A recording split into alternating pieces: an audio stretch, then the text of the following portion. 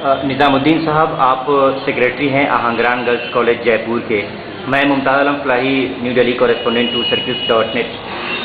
मैं यहाँ जयपुर में हूँ, यहाँ मुसलमानों की तालीमी और माशी सूरत हाल का जायज़ा लेने के लिए। आप मुझे बताएं कि आहंगरान जो कम्युनिटी है, मुस्लिम जो कम्युनिटी है आहंगरान, उसकी तालीमी और माशी सूरत हाल इस जयपुर में क्या है? दरअसल आहंगरान तो इसको ऑर्गेनाइज करती चला रही है कॉलेज को, लेकिन है सब मुसलमानों के लिए और गैर मुस्लिमों के लिए भी, तमाम कम्युनिटी के लिए ये स्कूल खुला हुआ है। और गर्ल्स के लिए हम खास तौर से तवज्जो देते हैं, गर्ल्स पर ज़्यादा ध्यान देते हैं। और इसी के लिए हमने देखा था कि पहले प्राइमरी हमने शुरू किया, तो प्राइमरी के बाद में हमने मिडिल और सेकेंडरी किया।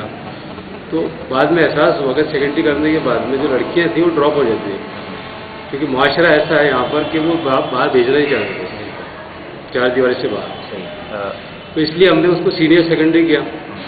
और सीनियर सेकेंडरी के बाद भी वही सिचुएशन आई कि लड़कियाँ फर्दर एजुकेशन के लिए, हायर एजुकेशन के लिए कहीं जा नहीं पाती थी, वो अपने घर बैठ जाती थी। इस सिचुएशन को हमने इम्प्रूव करने के लिए फिर हमने कॉलेज स्टार्ट किया। और कॉलेज स्टार्ट करने के बाद में हमारे पास लड़कियाँ नहीं आई, कुछ ड्रॉप आउट्स थी, हमने उनको लिया, कुछ फ्रेश कैंडिडेट्स लिए। उसके बाद में हमने आज करीब 100 से ज़्यादा लड़कियाँ, वो लड़कियाँ काफ़ी 100 के आसपास, 3-4 साल में 100 के आसपास लड़कियाँ ग्रेजुएशन करके निकल चुकी हैं और फर्दर हायर एजुकेशन में, टेक्निकल एजुकेशन में जा रही हैं। निज़ामुद्दीन साहब, पहले मुझे ये बताइए कि जयपुर में जो मुस्लिम आबादी है उसमें आहंगरान की आबादी कितनी है? आहंगरान की आबादी तकरीबन 15,000 है। 15,000। इन 15,000 की जो मुस्लिम आहंगरान आबादी है, इनकी तालीमी सूरत हाल क्या है? अभी तो काफ़ी इम्प्रूव हो चुकी। एक ज़माना था जब स्कूल नहीं खुला था तो कोई अगर लेटर भी आता था लोग ढूंढते थे पढ़ाने के लिए उसको। आज ये घर घर में बच्चे से पढ़ रहे हैं। आहंगरान भी ओबीसी में आते हैं? बिल्कुल। ओबीसी में लगभग 63 बिरादरी मुसलमानों की आती है। कहा जाता है कि मुसलमानों की 63 बिरादरी में 2 बिरादरी, आहंगरान और रहमानी बिरादरी ने एजुकेशन के मामले में काफ़ी तरक्की की पिछले 10 सालों के अंदर में। जी। आप कुछ बताइए इसके बारे में। दरअसल जयपुर की जो स्ट्रक्चर है ना, वो बिरादरी बेस्ड है। तो बिरादरी एक यूनिट की तरह काम करती है। उनका एक स्ट्रक्चर होता है, उनकी एक सोच होती है, एक कॉमन मुहिम होती है, तो वो लोग उस बारे में सोचते हैं और करते हैं। और दूसरी बिरादरियाँ भी करती है, लेकिन अभी इस लेवल पर नहीं पहुँची हो। जब प्राइवेट लोग कुछ करते हैं अपने आप में, बाकी बिरादरी जैसे अंसारी बिरादरी है और दूसरी बिरादरियाँ, तो वो मेडिकल फील्ड में काम कर रही हैं। मोहम्मदी हॉस्पिटल है, आदम शाह हॉस्पिटल है और ये नेशनल हॉस्पिटल है, तो मेडिकल फील्ड में वो लोग काम कर रहे हैं। इस वक्त हम लोग घाट गेट एरिया में बैठे हैं। ये मुस्लिम डोमिनेटेड पॉकेट है। यहाँ पर आहंगरान मुसलमानों की कितनी आबादी है? यहाँ पर तकरीबन 8,000 की आबादी। अच्छा, लगभग जयपुर के 50% आबादी जो है आहंगरान की 50% आबादी की तो बहुत कम है वैसे। जयपुर में तो काफ़ी आबादी है। अच्छा, तो इस घाट गेट में आहंगरान की कितनी आबादी है? घाट गेट में आहंगरान की आबादी तकरीबन 8,000। 8,000 है जी। यानी जयपुर में जितनी आबादी है आहंगरान की 15,000 में बताया था, उसका आधा, तकरीबन आधा इस। जी। मेन सेंटर यही है और यहीं से डिस्पर्स हुए। पॉपुलेशन का जब प्रेशर ज़्यादा पड़ा तो लोग बाहर निकले और दूसरी जगह ज्वाइन करने लगे। क्या आहंगरान की जो नई नस्लें आ रही हैं, नई जनरेशन है, उनको टेक्निकल फील्ड में कुछ आगे बढ़ाने के लिए आप कुछ कर रहे हैं? जी हाँ, हमने उस बारे में सोचा है। प्रोफेशनल कोर्स चला रहे हैं। बिल्कुल सर। अब ये जो अभी हमारे पास एट प्रेजेंट जो अकोमोडेशन है वो नाकाफ़ी है बिल्कुल टेक्निकल एजुकेशन के लिए। तो हमने यहाँ से करीब 16 किलोमीटर दूर रामगढ़ रोड पर 2 बीघा ज़मीन ली है and it is meant for technical education also. तो हमने अभी खरीदी है 1 साल पहले और इंशाल्लाह उसको हम इम्प्रूव करेंगे और बीएड या और दूसरी टेक्निकल एजुकेशन जो जॉब ओरिएंटेड कोर्सेज जो होंगे, खासतौर से डिप्लोमा कोर्सेज, वो इंशाल्लाह कराएंगे। आप इस एरिया में 2 बड़े स्कूल चला रहे हैं, एक तो आहंगरान सीनियर सेकेंडरी स्कूल, दूसरा ये आहंगरान गर्ल्स कॉलेज है। इन दोनों की जो सर्टिफिकेट है वो कितना वैलिड है, सरकार से रिकॉग्नाइज? बिल्कुल वैलिड है। Board of Rajasthan secondary education से एफिलिएशन है इसका, सेकेंडरी एजुकेशन का, तो ये तकरीबन 15 साल से उससे अटैच है। और कॉलेज यूनिवर्सिटी ऑफ राजस्थान उससे एफिलिएशन है, डायरेक्टर ऑफ कॉलेज से उसकी मान्यता है, तो बिल्कुल वैलिड है। आपका ये जो कॉलेज है, ये कॉलेज की शक्ल इसने कब ली? तकरीबन 6 साल पहले ली इसने। और उस वक्त ये बिल्डिंग भी तैयार नहीं थी, हमने बिल्डिंग बाद में बनाई। तो यहाँ आप ग्रेजुएशन तक की तालीम दे रहे हैं? बिल्कुल। आर्ट्स, ग्रेजुएशन आर्ट्स में बच्चियाँ कर आर्ट्स रही हैं। आप एक अंदाज़ा करके बताएंगे कि लड़कियाँ, मुस्लिम लड़कियाँ जो आंगरान बिरादरी की मुस्लिम लड़कियाँ हैं, वो किस तरह के सब्जेक्ट को ले रही हैं ग्रेजुएशन में? ग्रेजुएशन में तो फिलहाल हमारे पास अकोमोडेशन की कमी है, इसलिए हम ज़्यादा फैकल्टी दे नहीं पाते हैं, ऑप्शन है नहीं हमारे पास, लिमिटेड ऑप्शन है।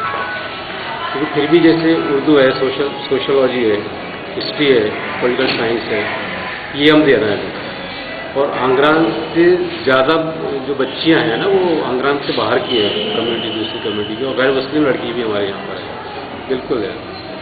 बल्कि हमने उनके लिए एक सब्जेक्ट अलग से किया कि अगर उर्दू एक सेट सब था हमारे पास, सब्जेक्ट उर्दू था उसमें शामिल, तो हमने उर्दू जो नॉन उर्दू स्टूडेंट्स हैं उनके लिए हमने फिर एक सब्जेक्ट और खोला।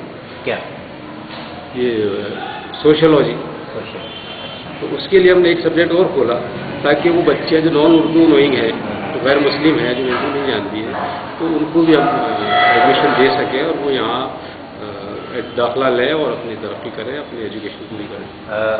निज़ामुद्दीन साहब, इस जयपुर ज़िला में मुसलमानों की आबादी लगभग 20% है, टोटल आबादी का 20% है। एजुकेशन के मामले में काफ़ी बैकवर्ड है मुस्लिम कम्युनिटी, उसकी वजह से सर्विसेज में, गवर्नमेंट सर्विसेज में इनकी प्रेजेंस नेग्लिजिबल है।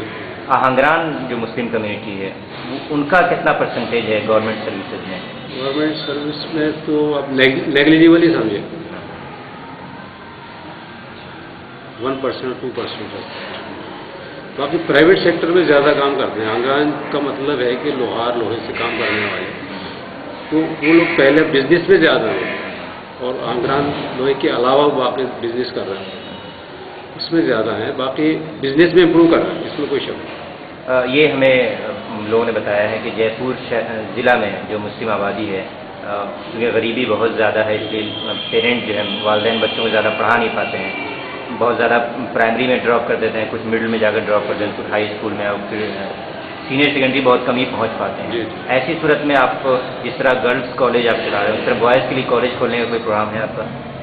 दरअसल बॉयज़ के लिए तो काफ़ी ऑप्शंस हैं, बॉयज़ बाहर जा सकते हैं, उनके लिए लिमिटेशंस नहीं है, और हमारे जो रिसोर्सेज हैं वो लिमिटेड है। और हम ये चाहते हैं कि बॉयज़ को मिले तो टेक्निकल एजुकेशन मिले, जॉब ओरिएंटेड एजुकेशन मिले, क्योंकि रोज़ी रोटी कमाने का उनका जिम्मा होता है खास तौर से, तो हम उनके लिए टेक्निकल एजुकेशन चलाएंगे। एक आखिरी सवाल, इस आंगरान गर्ल्स कॉलेज से जो लड़कियां ग्रेजुएट कर निकल गई, लगभग 100 ग्रेजुएट अब तक निकल चुकी हैं, वो हायर एजुकेशन की तरफ बढ़ी या उन्होंने वहीं पर ड्रॉप किया? तकरीबन 50% बच्चियाँ हायर एजुकेशन की तरफ जा रही हैं, और कुछ सामाजिक जो ताना बाना है, जो स्ट्रक्चर है हमारे यहाँ, तो लड़कियों की शादी कर देते हैं, तो 50% तकरीबन लड़कियाँ तो ग्रेजुएशन करने के बाद में वो रह जाती है, फर्दर एजुकेशन नहीं कर पाती, फिर बाकी लड़कियाँ डिफरेंट फील्ड्स में जा रही हैं। बिल्कुल आखिरी सवाल आपसे निज़ामुद्दीन साहब के, आप ray of hope Muslim community की तरफ से आपको कुछ दिखाई दे रही है?